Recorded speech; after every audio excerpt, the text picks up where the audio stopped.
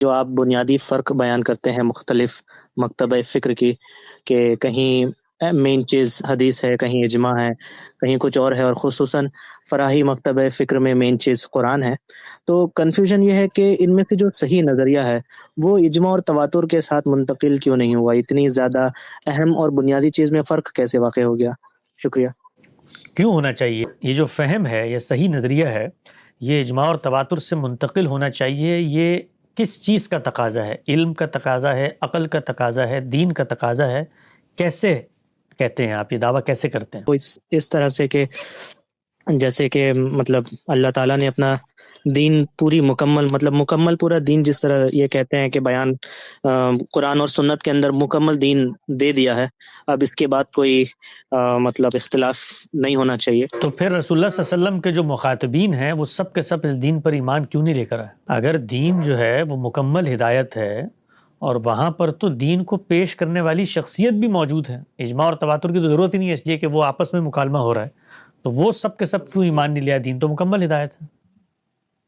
ہاں، وہ شاید اس لیے کہ بعض دفعہ ہم سمجھنا بھی نہیں چاہتے ہیں کچھ چیزوں کو، اور بعض دفعہ ایسا ہوتا ہے اس لیے کہ دین کا مخاطب انسان ہے، اور انسان کو ارادے اختیار کی آزادی دی گئی ہے، اور یہی دنیا میں اس کا امتحان ہے۔ یہ عمل کا بھی امتحان ہے، جیسے میں نے ابھی پیچھے عرض کیا، اور علم کا بھی امتحان ہے۔ تو علم کا امتحان ختم ہو جاتا اگر اس پر اس طرح کے کسی فہم کو ایک ناگزیر حجت کے طور پر مسلط کر دیا جاتا، علم کا امتحان باقی نہ رہتا۔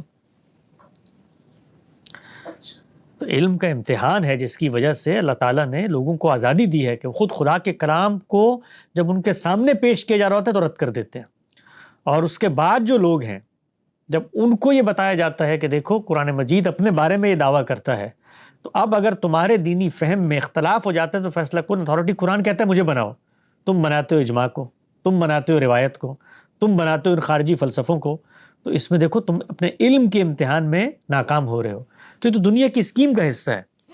فہم، درست فہم کو اللہ تعالیٰ اس طریقے سے تمام لوگوں کو پابند کر دیتے کہ وہ درست طریقے سے سمجھیں، تو اس کا مطلب تو یہ کہ پھر ان کا ارادہ اختیار نہیں ہے، پھر تو اللہ نے ان کی عقل میں ایک چیز مسلط کر دی، دین بھی دیا، دین کا صحیح فہم بھی دیا، اور پھر ان کو مجبور کر دیا کہ اجماع اور تواتر سے اس کو آگے بڑھائیں۔